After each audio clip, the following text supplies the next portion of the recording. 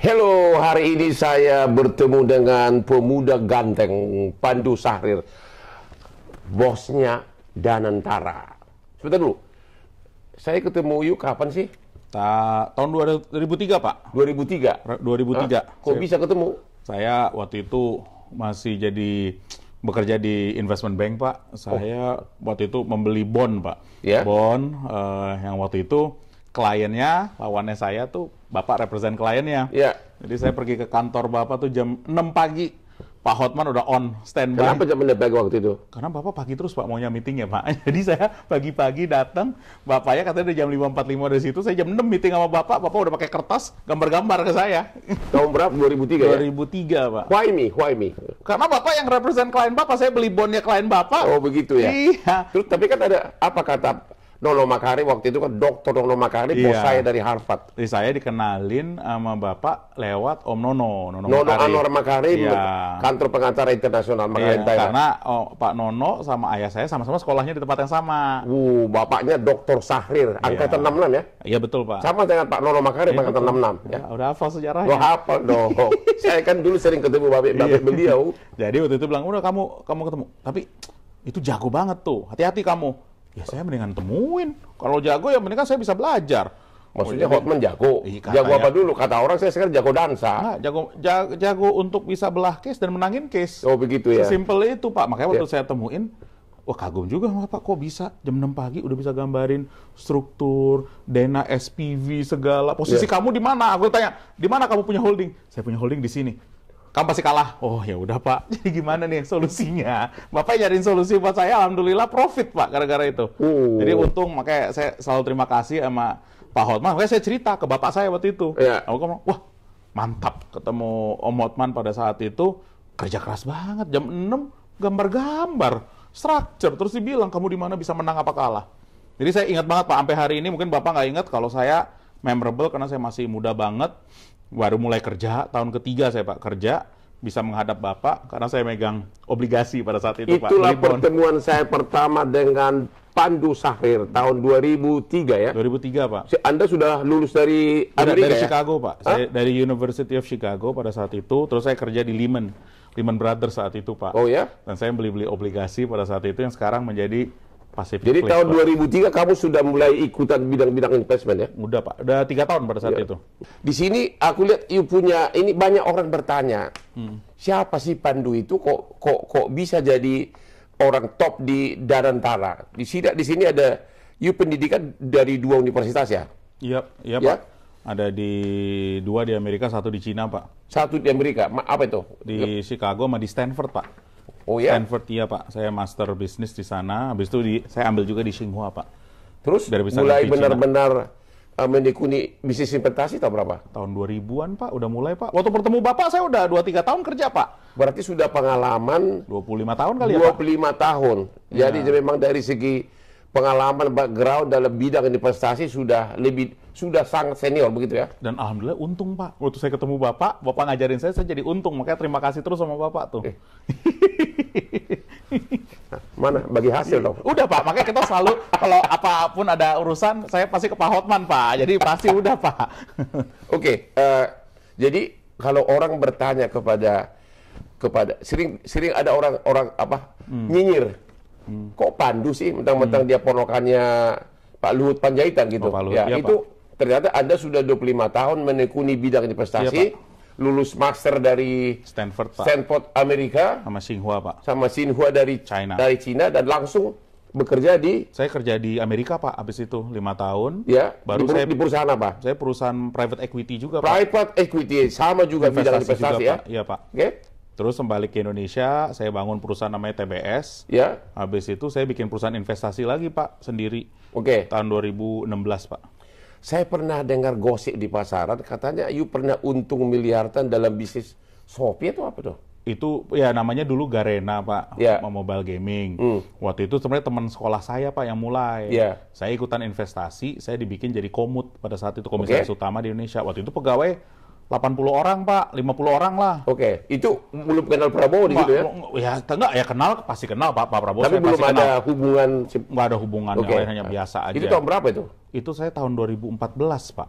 Saya dengar Investasi. Anda untung Gede banget, berapa miliar sih? Untung baik Pak, alhamdulillah Pak, Ya. makanya berkah Tuhan Pak. Rakyat pengen tahu berapa Enggak, janganlah Pak, jangan Pak, itu menurut saya banyak belajar bersyukur waktu kita jual, waktu itu kan saya jualnya tuh kita udah 25.000 karyawan di Indonesia Pak. Oke. Dan itu kita bisa IPO, market cap waktu kita keluar tuh udah memang 200 billion US Ya. Pak.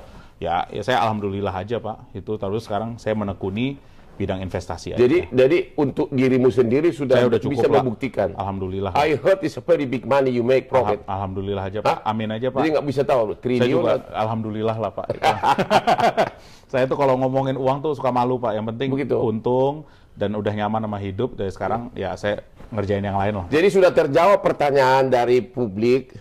Kenapa Pandu gelar master ya dari Amerika dan dari Cina, dan sejak sudah 25 tahun bekerja dalam bidang Investasi Pak. investasi ya.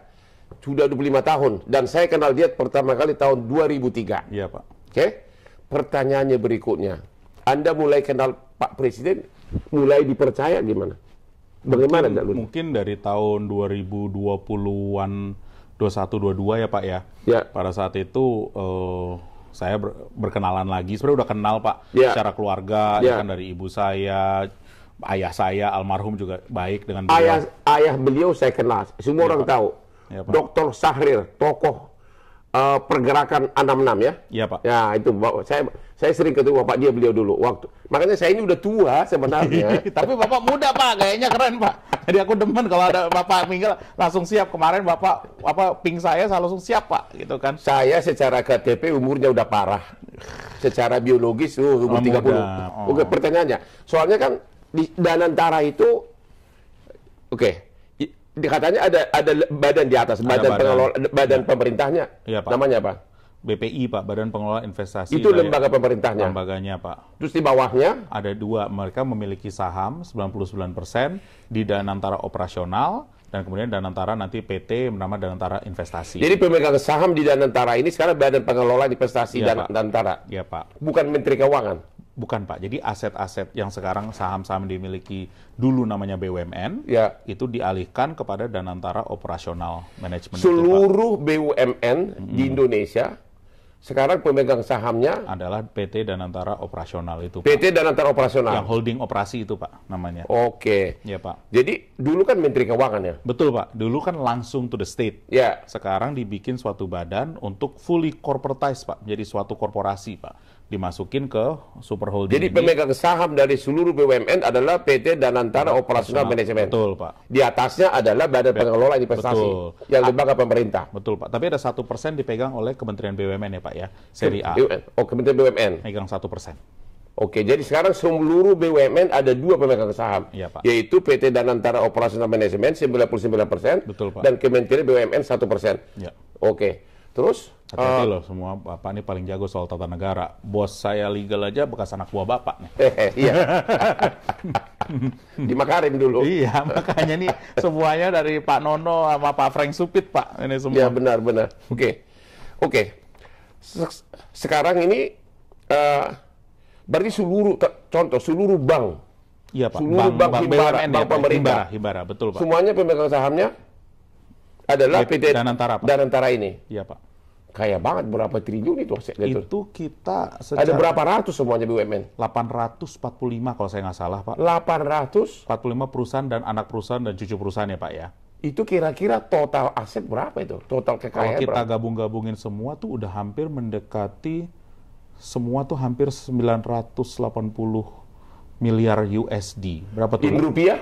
In rupiah 15.000 triliun, bener nggak sih? 15.000 triliun, 16.000 triliun. Oh, Kurang lebih segitu. 15 Kalau saya takutnya salah nih saya. Kurang lebih nol, ya kurang lebih lah. kurang lebih 800 lebih BUMN dengan aset 15 triliun lebih ya.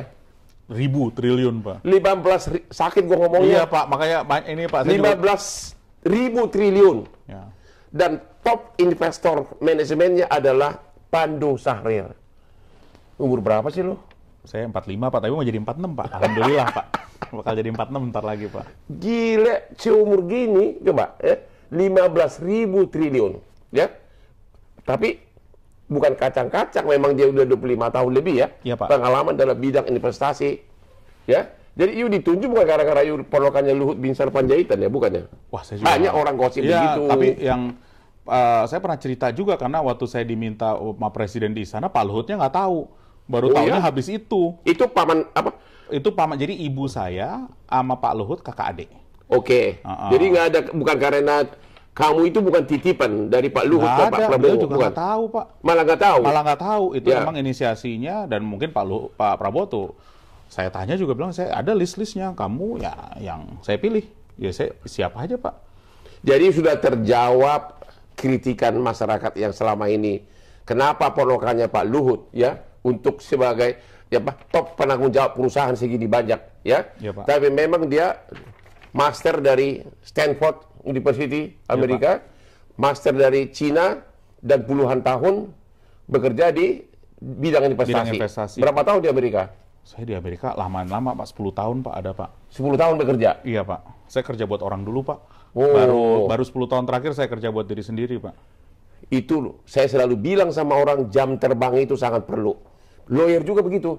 Harus, Gelar Pak. tidak menentukan jam terbang. Dia 10 tahun Di dalam Amerika bidang dulu, investasi Pak. di Amerika ya. 5 tahun kerja buat orang, habis itu 10 tahun kerja buat diri sendiri, Pak. Begitu. Ya harus begitulah, Pak. Bapak juga sama, Pak. Bapak kerja dulu sama Pak Nono Makarim, baru bikin 20 sendiri. tahun. Makanya, kan 20 semua tahun. takes time, Pak. 20 Nggak ada yang tahun instan, saya. Pak. Iya. 20 tahun, saya 5 tahun saya jadi kacungnya orang bule. Iya. Ya habis itu- disuruh-suruh. Disuruh-suruh. Disuruh-suruh. Sama, saya juga orang Jewish, Pak, yang suruh-suruh saya, Pak. Oh, ya? Oh, kerja pagi. Harus masuk kantor setengah 7 pagi, saya udah ngantor sampai jam 7 malam, 8 malam. Itu di negara Di mana? New York, Pak. Saya di New York City, Pak. Oh, ya? Kerja- Iya, Pak. Di Manhattan, Pak. Jadi memang you memang dia punya background untuk itu ya. Jadi sudah terjawab sudah. Kenapa dia? Pertanyaan berikutnya adalah ini kan profit dari 800 BUMN ini akan masuk ke PT Danantara ini ya. Iya, Pak. Hanya ya kan. Jadi itu nanti akan diinvestasikan. Kita investasikan dulu, Pak. Oke. Dan hari ini udah tahu belum ada gambarannya. Udah, Pak. Alhamdulillah paling nggak ya udah mulai ada ya beberapa deal yang mau kita announce. Insya Allah mungkin beberapa minggu ke depan, Pak. Ini kan sudah bulan Maret kan sudah selesai tahun buku. Sudah berapa ratus BUMN yang setorkan dividen ke PT Danantara ini? Baru yang besar-besar sih, Pak. Jadi baru yang bank-bank. Ya. Nanti bulan Juni ada beberapa lagi yang bakal setor kayak Telkom. Aku beberapa dengar yang lain. dari BRI aja triliunan ya. Alhamdulillah aja, Pak. Hah? Lumayan Iya, saya bagus, dengar. Pak. Iya, Pak. Jadi kita udah... Dari BRI dividen yang disetorkan Danantara triliunan ya. Iya, Pak. Betul, Pak. Hanya dari BRI. Hanya dari BRI alone, Pak. Nanti Telkom juga seharusnya juga cukup bagus, Pak. Dari sisi dividen bulan Juni masuk. Kurang lebih kan ekspektasi kita tahun ini di atas 100 triliun ya dividennya kurang lebih. Hanya dari Hanya dari semua perusahaan-perusahaan inilah kolektif. 100 triliun. Ya, Pak. Saya bakal lebih dari itulah, tapi kurang lebih lah saya konservatif aja. Dan yang bertanggung jawab untuk top investasinya adalah Pandu. Ya, saya bertanggung jawab buat investasi, Pak. Ya. Itu tugas saya, Pak. Maksudnya artinya itu hanya kau yang penanggung jawabnya atau bagaimana? Atau Nggak, yang Pak, lain? jadi ada governance juga, ada timnya juga, Pak. Ya. Dan kalau Bapak lihat di situ kan at the end, kita juga ada governance committee, oversight committee dan seterusnya. Ya kita udah ada struktur, Pak, kayak perseroan gitu, Pak. Ya kayak perusahaan TBK. Jadi pasti ada check and balance lah, Pak. Jadi Danantara ini PT tertutup, tidak jual saham ke publik. Tidak jual saham ke publik, Pak. Ya, jadi rakyat tidak boleh, tidak mungkin beli saham di Danantara. Itu Pak. semuanya pemiliknya adalah Pemiliknya adalah negara juga. negara, yaitu Badan Pengelola Investasi. Iya, Pak. Oh begitu. Iya, Pak. Oke. Ini ada yang pertama tadi sudah terjawab. Kenapa Pandu yang masih muda begini? Sudah terjawab, memang dia 25 tahun pengalaman bidang itu. Iya, Pak. Ya, bapaknya juga politisi, Dr. Sahrir, ya.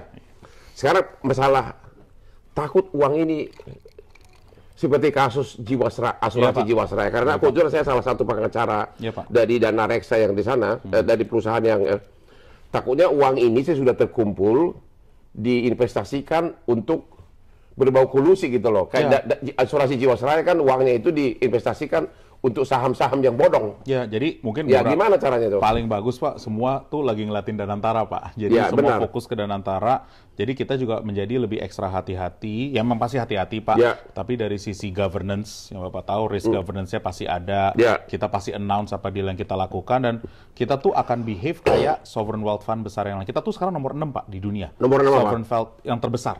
Bidang apa? Untuk seluruh sovereign wealth fund. Apa itu sovereign wealth fund? Sovereign wealth fund itu seperti dana pengelola investasi yang dimiliki suatu negara, dana Oke. pengelola investasi, kita tuh bisa dibilang salah satu yang paling besar. Ya. Jadi kita akan melakukan reporting, namanya seperti keterbukaan, di mana kita nggak usah ya Pak ya, Ya. tapi kita akan lakukan karena itu salah satu pelayanan buat masyarakat untuk bisa lihat. Jadi kalau pertanyaan Bapak ini investasi kayak gimana, returnnya kayak gimana, kita akan buka buku itu Pak. Jadi kita bikin laporan tahunan biar semua bisa lihat Pak bagaimana performance kita, kerjaan kita. Jadi nanti bisa kasih pendapat, bisa kasih masukan ke situ Pak. Tapi sampai hari ini uang itu belum ada yang diinvestasikan. Belum. Jadi semua dana yang ada itu kita masukin aja di bank. Jadi misalnya duit BRI yang tadi Bapak uang BRI dividen yang kita masukin di bank BRI. Ya. Sebelumnya uang itu masuk ke kas negara dipegang Bank Indonesia Pak. Oke. Di mana bunganya rendah. Ini kan ada bunga yang kita ya ada untung dari bunga dulu lah Pak. Tapi nanti setelah timnya juga lengkap karena sekarang masih pembentukan tim Pak. Habis itu pembentukan proses, nah, habis itu baru kita mulai berinvestasi. Saya rasa 2-3 bulan ke depan. Ya kita akan setting deal-dealnya seperti Bapak tahu lah. Kita perjanjian investasi Ya. gini-gini. Nanti ya perjalanan Dan uangnya ya diperkirakan tahun ini dividen yang masuk dari 800 845 perusahaan. Tapi nggak semuanya bisa memberi dividen. Ya, tapi perkirakan kira-kira berapa ratus triliun? Tahun ini sih kita kurang lebih di atas 100 triliun lah Pak. Bakal 100 triliun dividen dari BUMN akan masuk ke Danantara Iya Pak, untuk diinvestasikan. untuk diinvestasikan. Iya Pak. Selama ini Pak, uang itu kan Bapak kita nggak pernah ngomongin kemana uangnya. Ya, itu masuk dia. ke kas negara terus ya terserah mau diapain aja. Kalau ini jelas Pak, nanti pasti ada standar harus bikin Itu profit. masyarakat ingin tahu juga, kalau dulu uang itu masuk ke Kemana? kas negara. Betul. Masuk ke kas negara diapain itu? Ya itu biasanya pelayanan publik Pak, misalnya pembangunan jalan. Ya. Ya Bapak tahu lah pelayanan publik secara ini tanpa hitungan return Pak. Sekarang perbedaan kita, Bapak bisa lihat nih uangnya kemana, returnnya Nanti seperti apa. keuntungan Danantara ini masuk kemana? Nanti keuntungannya bakal bisa kita kelola balik di Danantara. Terus Pak, diputer Terus uangnya. dipakai untuk negara, untuk rakyat. Nah, kapan? untuk rakyat, kalau misalnya pemerintahnya nanti bilang, tolong dong, Pandu, kirim dividen. Ya kita siapin dividennya, kita kirim dari untung itu, Pak. Oh, boleh ya? Boleh, kan itu bebas haknya pemerintah. Oh, kalau dulu kan langsung dipakai untuk Kesejahteraan sosial, rakyat. kesejahteraan rakyat, service buat rakyat. Ya. Kalau sekarang keinginannya pertama, ada dua fungsinya. Ya. Satu, make sure perusahaan-perusahaan ini lebih optimal Pak. Ya, Bapak tahu sendiri lah semua cerita-cerita di Ya. BUMN. Itu satu, karena bisa jadi full corporate. Hmm. Yang kedua, tolong dong di reinvest ulang dividen ini. Dan ini bukan sesuatu yang baru, Pak. Di Singapura juga begitu, Ya. di Malaysia begitu, di Timur Tengah begitu. Ya kita lakukan yang sama. Total aset 845 BUMN hampir 15.000 triliun. Total dividen per tahun bisa 100 triliun ya. Akan dikelola oleh seorang putra bangsa, Pandu Sahrir, yang dulu saya ketemu masih junior. Junior banget. Tahun 2003. Iya. Ya, tahun 2003 dia menghadap ke kantor saya jam 6 pagi. Naik ke lantai 2. Kantornya kayak gini nih. Bener nggak sih? Pas masuk bapaknya udah on gitu. Ya, masuk ya silahkan. Apa cerita gitu. Aku cerita. Di mana posisimu? Posisi saya di sini Pak yang saya beli. Kamu pasti kalah. Oh, jadi gimana nih Pak solusinya? Nah, Bapak ngasih solusi, aku ikutin loh Pak solusi Bapak. Oh, ya? Alhamdulillah untung Pak. Untung ya? Bapaknya mungkin nggak ingat, tapi Bapak actually very generous with advice. Dan saya tahu pada saat itu walaupun Bapak represent the other side, you don't have to say it, Bapak kasih tahu. Bisa jalanin Pak. Malah saya jadi teman sama klien Bapak. Sampai sekarang saya panggil Om. Jadi saya demen Pak. Itulah kenangan di tahun 2003. Thanks God saya masih hidup, masih kelihatan muda. Dan mana saya sama dia? Yes. Tapi tahu nggak satu, mungkin buat yang nonton, Ya. Pak Hotman walaupun misalnya bilang, wah perpakaian gini-gini, etos kerjanya mantap. Pagi-pagi udah on, jam 6 pagi, Ya. dia ini selalu, dan aku tanya sama timnya Bapak, selalu begini Pak, every day. Jadi gue bilang itu sebenarnya sukses tuh gara-gara itu, konsisten. Dan kebetulan saya dapat masuk kerja di tempat yang tepat. Itu benar. Yaitu Bapak punya mentornya bagus Pak. Ya, di kantor internasional Makarim Taira yang banyak bule, ada Pak Nono Makarim. Dulu saya di Bank Indonesia, sempat sama satu kelas sama Gubernur BI yang sekarang, Pak Ferry. Oh. Ya. Dan itu bapaknya hebat karena pada saat itu Makarim Tera law firm yang paling susah Ya. untuk bisa masuk. Ya. Jadi bapak udah mentor. Dan Pak Nono sampai hari ini ngomong, Rando, the smartest one in my office has always been beliau. Hah? Beneran. Jadi gue bilang, hah? Ya, jangan muji-muji gue dong. Tapi, Gue nggak mau katanya dipuji gini, lagi. tapi katanya hati-hati, Ndo. Pinter banget nih. Oh, ya udah gue pasti harus temuin. Kalau gitu. Kalau pinter banget malah aku harus temuin, Pak. Makanya selalu privilege, Pak, bisa ketemu Bapak. Oke, ada satu lagi. Ini karena kebetulan saya background sarjana hukum. Ide siapa yang tiba-tiba sebelum Danantara ini mulai diumumkan, tiba-tiba keluar undang-undang yang mengatakan bahwa harta BUMN bukan lagi kekayaan negara. Yang dipisahkan. Ya, bukan lagi, sehingga kalau ada apa-apa bukan lagi kewenangan kejaksaan. Iya, Pak. Gimana itu? Ide siapa itu? Kok pintar banget gitu loh. Ya, itu pasti Bapak juga bisa ngasih masukan yang sama, Pak. Karena at the end, Pak, spiritnya sama. Ya. Bukan role-nya suatu state untuk run korporasi, Pak. Oke. Sebenarnya kan itu, idenya Temasek juga sebenarnya itu. Ya. Jadi mana role-nya negara adalah untuk negara, role-nya korporasi untuk korporasi. Ya. Bisa nggak korporasi ini di-run bener-bener for profit? Ya. Ya memang dibutuhkan itu, Pak. Jadi itu yang berhasil dilakukan. Kalau undang-undang itu tidak ada yang mengatakan bahwa ini bukan lagi kekayaan negara yang dipisahkan, nanti salah investasi bisa dianggap korupsi ya? Dan itu yang paling salah, Pak. Karena Salah investasi bisa dianggap perkara korupsi. Bisa dianggap perkara korupsi, Pak. Ya. Dan itu gimana kita mau hire best talent, orang yang terbaik, orang asing untuk bantu kita, semua pasti pada takut, Pak. Ya. Ya Bapak tahu lah Republik kita ini. Makanya saya penasaran ide saya benar-benar, karena saya kan mendalami aspek hukumnya.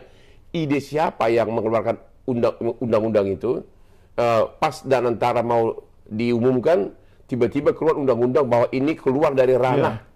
Jadi boleh saya bilang sebenarnya itu bukan lagi perkara korupsi dari gitu. awal emang itu idenya Pak Presiden, Pak, Ya. di mana diterjemahkan sama tim legalnya, Pak. Oh begitu. Ya, Bapak kan ngajarin juga sebagian dari tim legalnya. Jadi saya rasa spiritnya mirip-mirip.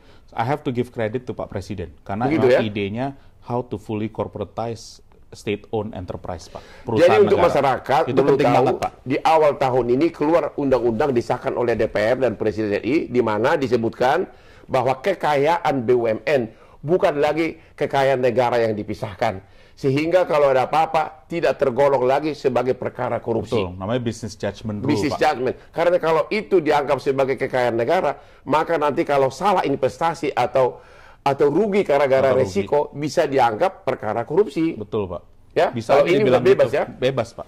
Tapi itu akan timbul lagi pertanyaan masyarakat. Ya gara-gara bebas itulah nanti kau semena-mena gimana itu? Ya, jadi itu makanya balik check and balance itu, Pak. Ya. Karena kalau kita run korporasi dengan adanya governance yang pas seperti perusahaan TBK, selalu akan ada checks and balance. Dan Ya. ini kan yang penting ada satu juga, titipan Pak Presiden. Jangan ada yang korupsi, tidak ada conflict of interest, hal-hal seperti itu yang harus kita protect. Ya. Kayak nggak ada politisi juga, Pak, di sini, Pak. Tapi Nggak kan, boleh masuk. tapi kan memang selalu ada pesan begitu, tidak ada korupsi. Tapi kenyataannya banyak banget ini. Jadi Betul, gimana Pak. cara? Makanya- Yang mengawasin ini siapa? Jadi kalau Bapak lihat oversight committee kita tuh di situ kita masukin ada ketua KPK, jaksa agung dan beberapa unsur-unsur lain di negara untuk menjadi oversight committee ini, Pak, untuk Ya. ngeliatin institusi ini, Pak. Jadi udah kita rangkul juga, Pak, semua, Pak. Gitu ya. Harus, Pak.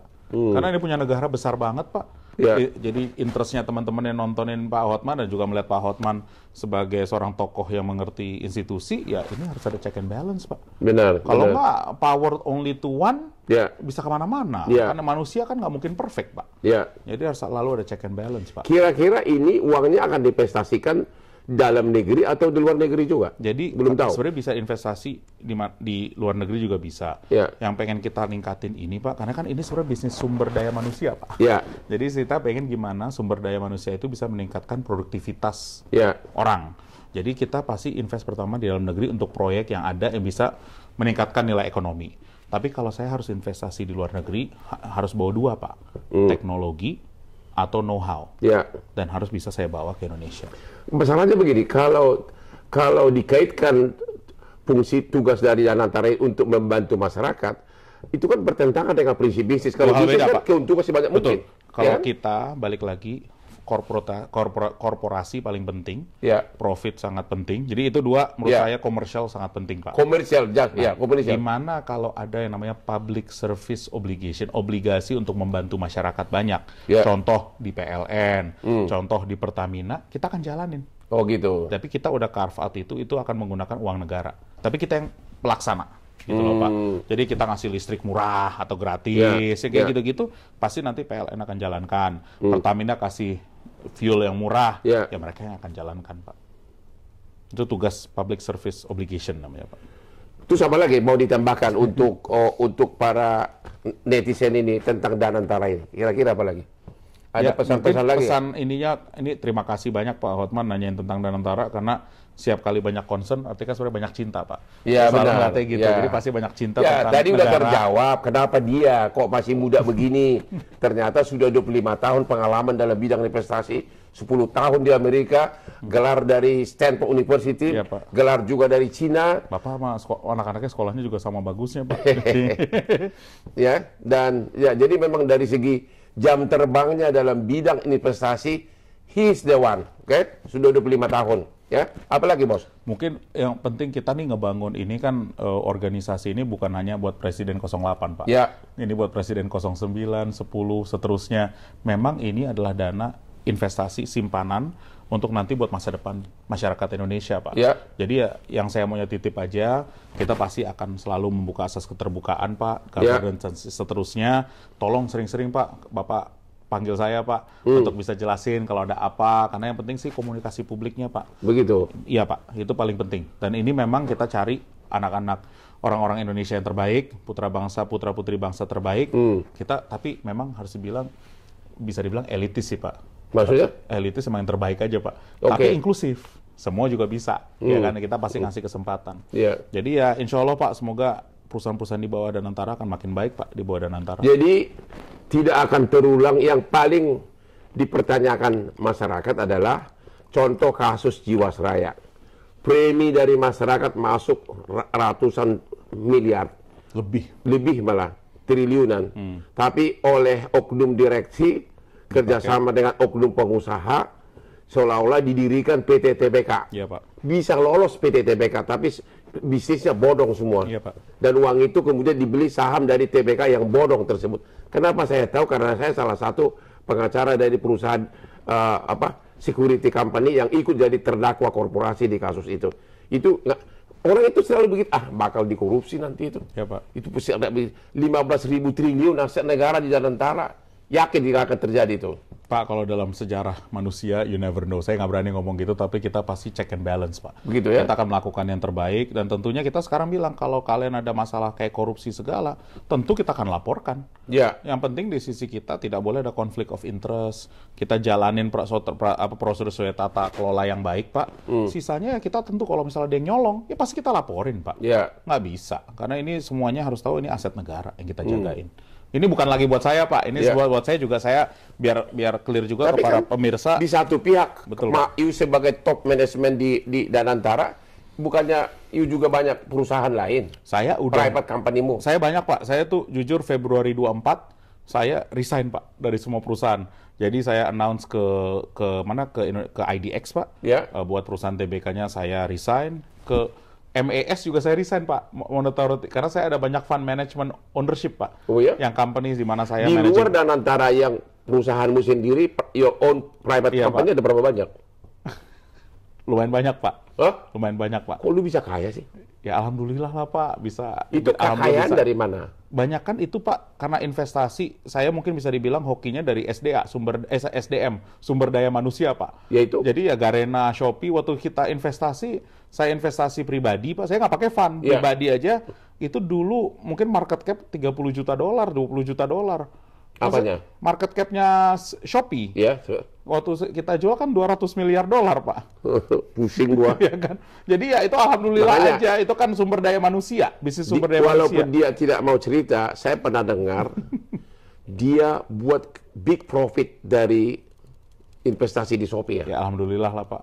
Very big, saya dengar itu. Ya. Amin. Cuma Pak, dia nggak mau ngomong berapa duit. Ya. Alhamdulillah, Pak. Alhamdulillah. Jadi you sebagai di luar Danantara, Anda itu, saya adalah Pak. Anda holding. itu termasuk konglomerat juga. Saya adalah Pak holding di Indonesia, perusahaan-perusahaan. Jadi kita Ya adalah perusahaan-perusahaan yang TBK, non TBK, dan di luar juga ada. Tapi saya udah resign dari semua managerial role, komisaris role, saya udah nggak ada lagi, Pak. Udah nggak ada ya? Itu banyak, Pak. Waktu itu saya 37 role, saya drop semua, Pak. Hanya buat ini satu, Pak. Itu semua kau yang bangun atau warisan orang tua?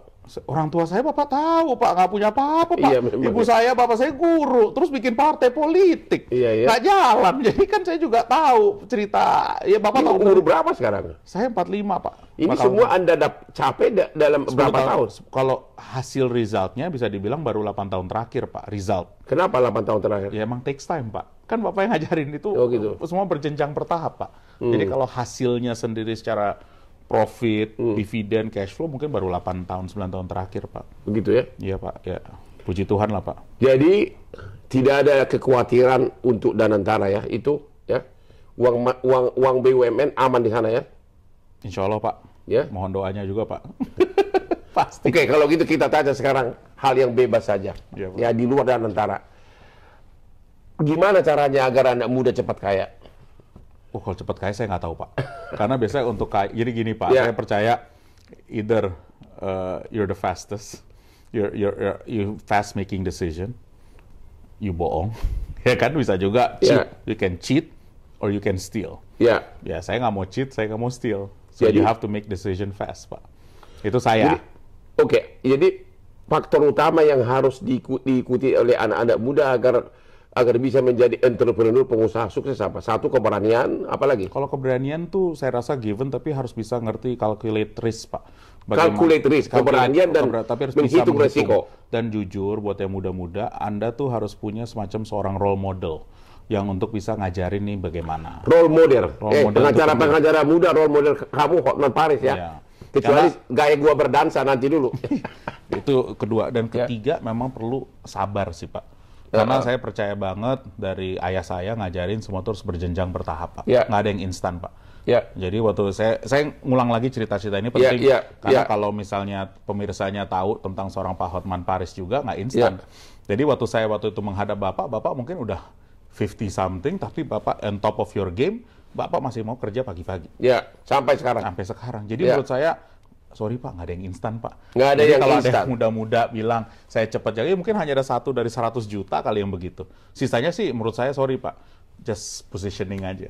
Oh begitu. Jadi nggak ada yang instan, yang ada hanya mie instan ya. Yang Bapak ya, klien-klien Bapak yang paling kaya pasti pakainya paling nyantai kan Pak? Apanya? Klien-klien Bapak yang paling kaya yang Bapak pegang pasti cara show-nya malah yang paling kesannya nggak punya apa-apa Pak. Benar. Klien saya banyak konglomerat yang Yang paling besar-besar lah, itu kan semua ya, klien contoh Bapak. Pak Yogo Pangestu itu klien saya tuh. Dia cara Cara berpakaiannya itu. berpakaiannya gimana Dia Bapak cara Yogo? berpakaiannya Pak Yogo Pangestu, orang terkaya di Indonesia. Sepatunya ya murah Pak. Kok tahu? Lu kan saya tahu lah, udahlah aku tahu. Pak. Dan dia itu datang rata-rata jam 10 pagi. Iya Pak. Pulang jam 2 subuh. Kalau kita datang ke gedungnya itu di daerah Selipi, Waduh. itu udah gelap Iya, semuanya. hanya dia doang kan. Hanya dia doang, sekretaris sama 2-3 orang security. Saya kenal beliau pertama kali tahun 2005 Pak. Ya. Di bawah ayah saya, almarhum. Oh, ya? Iya, sebelum ayah meninggal, 2 tahun kemudian kan meninggal, 3 tahun kemudian meninggal. Saya pertama kali ketemu namanya Pak Prayogo. Sama kayak Bapak cerita, udah gelap, tinggal dia doang di situ. Kalau Makanya ketemu luar dia jam biasa. 10 malam. Iya, memang luar biasa Pak. Aku tadi mau ketemu dia, rupanya dia lagi di Tokyo. Ya. Iya Pak. Aku sebenarnya mau nanya. Aku mau nanya sama Prayogo itu, kebahagiaan kamu apa sih gitu loh? Actually good question. Kenapa Bapak nggak interview dia Pak? Ya itu makanya tadi Iya. dia rupanya masih di Tokyo. Itu saya penasaran. Apa kebahagiaan kamu? Karena sepatunya biasa banget. Bukan Jaketnya Mbak. biasa banget ya. Nggak kayak sepatu saya ini 90 juta nih. Iya, bagus banget Pak. Mungkin kebahagiaan itu kali menghitung kesuksesannya itu ya. Atau beda lagi, suka kerjanya Pak. Oh begitu ya. Ini feeling saya, tapi nggak tahu Bapak yang harus tanya. You sendiri kebahagiaannya apa? Saya Make money? Enggak, mungkin udah hari ini mungkin udah enggak Pak. Saya Apa dong? lebih result membuat suatu institusi Pak. Prestasi, Ya, menciptakan. prestasi menurut Ya. saya lebih kebahagiaan saya, bukan uang. Ya. Kalau 10 tahun lalu mungkin jawaban saya beda Pak. Terus setuju nggak bahwa kalau mau kaya, generasi muda itu harus berani memulai bisnis. Karena kalau Betul. dari gaji tok nggak akan pernah kaya, benar? Betul, tapi kalau bikin bisnis harus tahu juga kekuatan kamu apa, kelemahan kamu apa, Ya. dan kamu tuh harus punya role model. Harus ada Gimana sih moral compass kamu ke contoh depan? yang Contoh public yang figure jelas. gitu. Ya, atau bukan public figure, siapa pengusaha yang kamu tahu bagus kerjanya, lihat cara ketekunan dia. Lihat cara ketekunan dia. Jangan nyinyir gitu ya. Ya, betul Pak. Jangan Dan nggak nyinyir. usah ngeliatin, oh dia sukses, gua gini, nggak usah. Fokus dirimu aja sendiri. Gitu. Nggak usah ngeliatin cara orang lain, ngeliatin fokus dirimu sendiri. Kerja. Begitu. Iya Pak, menurut saya sih. Oke, yang Apa? pertanyaan terakhir. Sukses begini. Aku juga sukses. Istri tetap satu ya? Iya dong Pak, istri saya jagoan Pak. Jadi istri saya satu Pak. Hah? Ibunya orang Batak. Ibunya, Ibu kamu orang Batak. ibu saya orang Batak Pak. Adiknya Pak Lut Panjaitan. Iya, nomor 2, Pak Lut Ya. nomor 1. Kalau istrinya orang apa? Orang Sunda sama Filipin Pak. Oh ya? Terus Bahaya Pak, Sunda Filipin bos. di tengah kesuksesan kita ini, Iya Pak. ya kesuksesan kita berduit.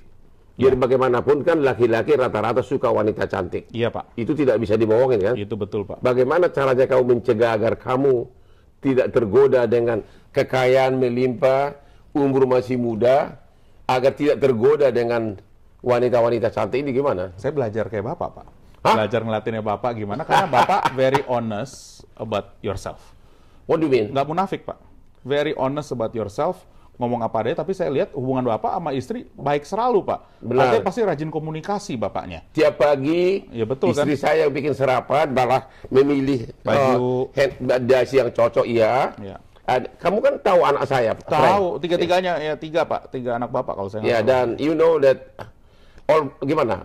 Makanya- Didikan bapaknya bagus ya? Bagus Pak, sekolah bagus. Ya, menurut saya mereka ngerti dan nggak munafik soal hidup. Itu penting Pak. Gitu ya? Jadi mereka juga banyak, kalau saya lihat sama anak-anak Bapak, mereka banyak bersyukur tentang hidupnya. Itu paling penting sih. Iya, iya. Karena kalau dengan bersyukur, juga nggak menjadi orang yang sombong, jadi orang yang mau kerja. Dan mereka semua mau kerja.